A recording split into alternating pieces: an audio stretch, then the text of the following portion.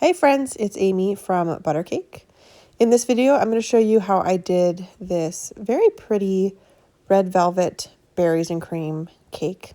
It's got quite a few components, but I feel like it was totally worth it. So let's get started. I've got my mise en place here for the red velvet cake, getting that going first so it has plenty of time to cool.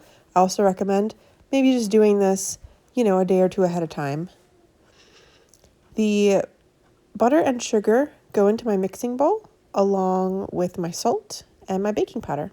I'm going to cream those together on medium speed. You can see it looks a little bit crumbly in the beginning, but it does come together, I promise. There we go.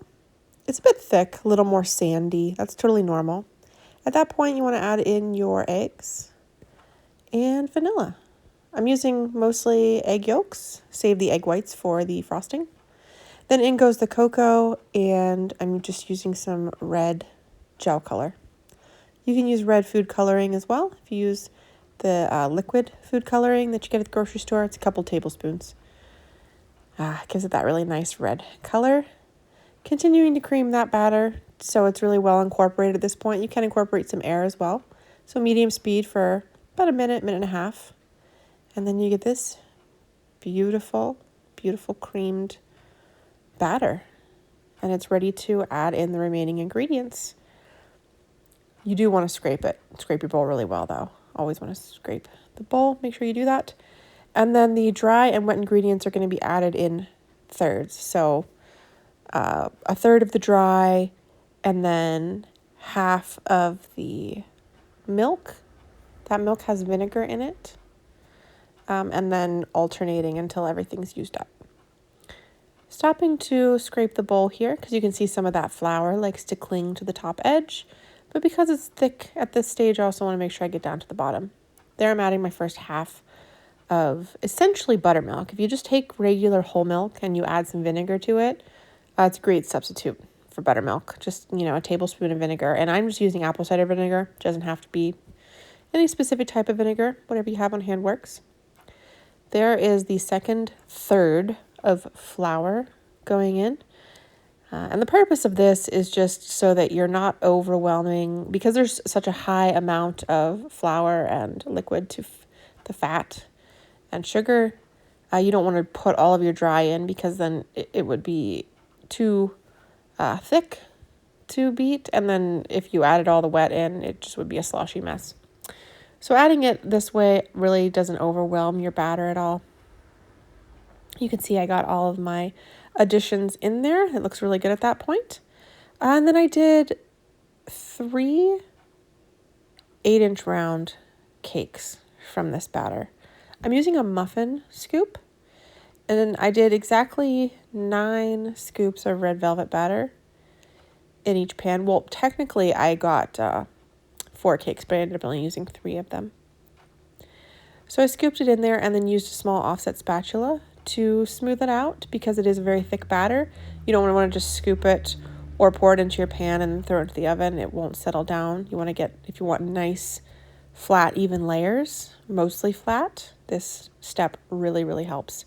Then they go into the oven at 350 degrees for 30 or 35 minutes.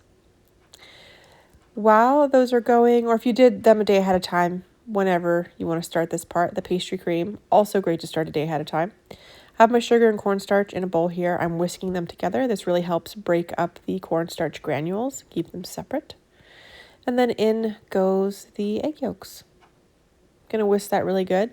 It's pretty thick, so it's going to seem like it's not going to mix together, but it does. The sugar starts to melt from the acidity in the egg yolks, and it becomes a little more liquefied. You'll see there. I'm kind of giving it the old 1-2, but just, it'll come together. I promise. I actually had my milk already heating up on the stove. And then I'm adding in some vanilla bean paste. You can add in vanilla beans themselves, vanilla pod, however you want to do that. And then we're tempering. So I'm just putting a little bit of that hot milk in there, a little bit at a time, and whisking quickly so that it doesn't cook the egg yolks. We don't want any cooked yolks, folks. Anyways, slowly add the rest of your milk there. Whisking constantly. You definitely want to make sure that it's combined well and that you're not, again, cooking that egg yolk. We don't want to do that. It can go back in your saucepan, and that is going to go on medium to medium-high heat. Stay with it, though, at this point, because once it starts thickening, it thickens very quickly. And if you walk away from it and you don't catch it, the bottom will tend to burn. So we don't want that to happen. You can see it gets pretty thick pretty fast, though. And then you get this luxurious pastry cream. Beautiful. Remove it from the heat and just whisk in the butter. Your butter doesn't have to be room temperature or anything. Just goes right in there. It's hot enough. It will melt it. Then you want to pass it through a mesh sieve, just in case we have any bits of cornstarch or egg yolk that are in there. You know, we want to get those out. It's not great to get a whole chunk of cornstarch when you're eating your pastry cream.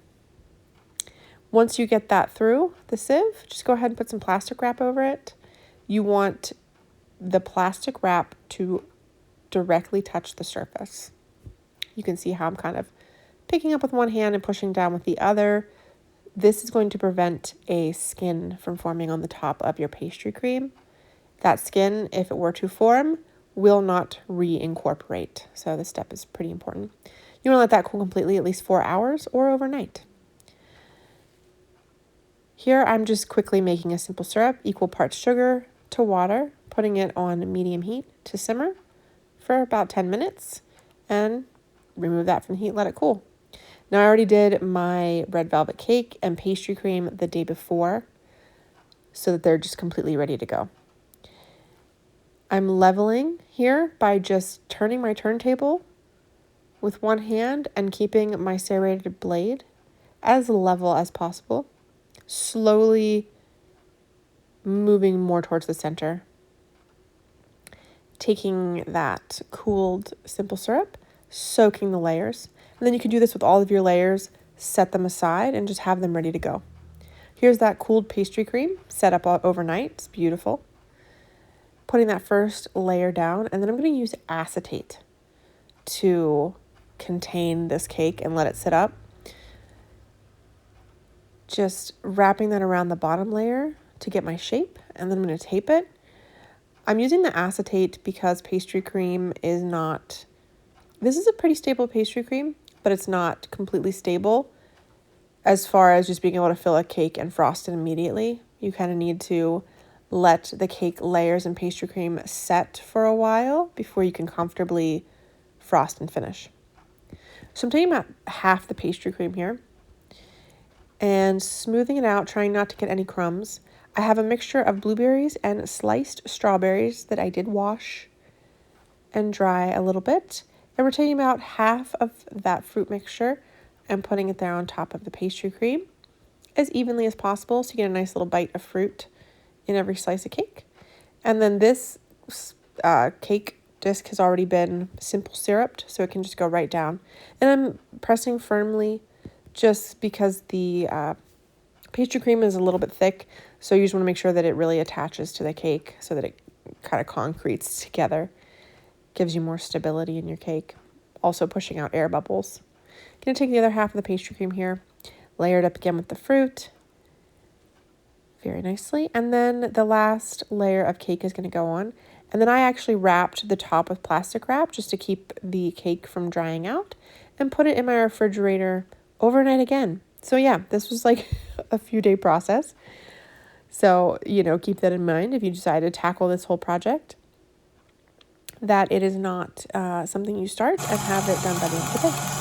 So this is my Swiss meringue buttercream recipe. I added a touch of pink to the whole base.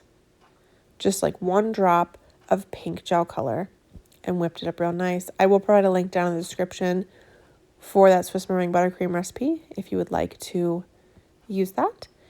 And this was a full 2-pound butter batch that I used to decorate this cake. You can see as I pull the acetate off there that the pastry cream had enough time to set, so it's staying really nicely and everything's keeping its shape. At this point, I decided not to do a crumb coat. You obviously can if you're more comfortable with that. And then let that chill for a little bit. It's also going to give the cake even more stability if you do a crumb coat and then do a final coat. I've been doing this for a while, so I'm just comfortable just putting on, one coat of buttercream and being done with it. I'm putting it on pretty thick here on the sides and top. Again, because this is my final coat. And I'm just smoothing it down the sides as best I can, filling it in as thick as I can. You can see it's just such a pretty blush pink for the base of this cake. I really love how that turned out. Also, that cake board that it's on is a cake drum. It's got about 3 cardboard cake rounds, and it is a 10-inch. Using my scraper here to get smooth sides, that is actually a putty knife. You can go to a hardware store and get one of those. You just want to make sure that the edges, it's a sharp 90-degree corner, because sometimes they have like little plastic lips on the edges, and then you won't get a really nice sharp corner down at the bottom of your cake. So that's definitely something to look for. This one is 12 inches long too, so it's great for tall cakes. Just very gently taking that top edge off the buttercream there and smoothing it towards the center. I'm not applying a lot of pressure. This is really how you get sharp edges. Just very, very gently, just barely touch the buttercream, pulling towards the center. That's just such a good skill to practice. That's how you get those really nice clean looking cakes. Here I have a rose tip. This is going to be for the swags sort of that I piped on the top. And I'm showing you here, I have 2 different colors, and one color, the darker color, I'm putting it in the bag so that it comes out the thinner tip of the Wilton 104 rose tip. That's what I'm going to be using to pipe the scallops. And then on the other side of the bag, I'm taking just that light pink that I used for the base of the cake and putting it on the other side. So it's going to give this really, really pretty two-tone petal look, which you're about to see in a few seconds here. But just prepped that bag, and then I also prepped it with another color you'll see later. I'm taking a round cookie cutter, and this is going to help mark out where I want those scallops to go. Just using half of the cookie cutter just to mark. And then the wide end is facing down, the narrow end is facing up. Just doing a very slow up and down motion while also creating an arc shape, keeping that wide end of the tip lined up right below where the mark is from the cookie cutter. That was a mouthful. There it's sped up a little bit, but it's just giving this really beautiful sort of petal scalloped decor.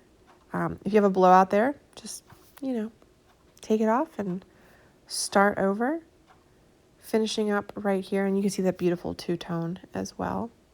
That looked so pretty. Then I just have a darker sort of like just mauve color. And I didn't do a two-tone with this one. I just decided to go with a darker shade of of pink. And I'm doing the same technique, just angling the narrow tip out a little bit more so that it gives a layered look. Just taking my time though and really trying to get it lined up so when you finish piping each scallop, your points are coming out pretty even with one another. Now on the bottom, my cookie cutter wouldn't really fit there because I kind of wanted those to like drape down onto the board a little bit. So I'm just lining them up visually with the top scallops as best I can. This is also another two-tone that I'm using on the bottom here. Just going the whole way around. My lining it up didn't work out so great, so you'll see later I ended up adding an extra detail just to kind of cover that up a little bit. But I'm doing the same technique on the top, or as on the top, on the bottom here, just to give it that nice ruffled, layered look. Very, very pretty. The whole way around the cake. Gorgeous. And then I'm taking 2 shades of pink and a small round tip. I believe this is a number 5 Wilton tip. And just piping these tiny little petals. Taking a very subtle green color. Pipe a little dot in the center. And then a little stem that comes out to a point on the end. So you're just applying pressure, pulling towards the center, stopping pressure as you pull towards the center. And then for the stem, just stop pressure before you pull away from the cake. So I did that the whole way around in that blank space, just alternating as much as I could with the 2 different shades of pink. Going in here and adding in all the final centers and stems just to make it pop. And then you can see here, this is what I was talking about, adding that extra bead border. And I did this because it kind of allowed me to basically cover up anything that was uneven. So those points of those swags, how some are higher than others, some are lower, by adding this final border, I was able to just make it look more even by covering up the ends of those swags and adjusting my end points. You can kind of see as I go here what I mean by that. It's just making it look more symmetrical. Which, when you're doing these types of looks with piping, all this kind of piping, the symmetry is really what stands out in the end. So that ended up really fixing that issue.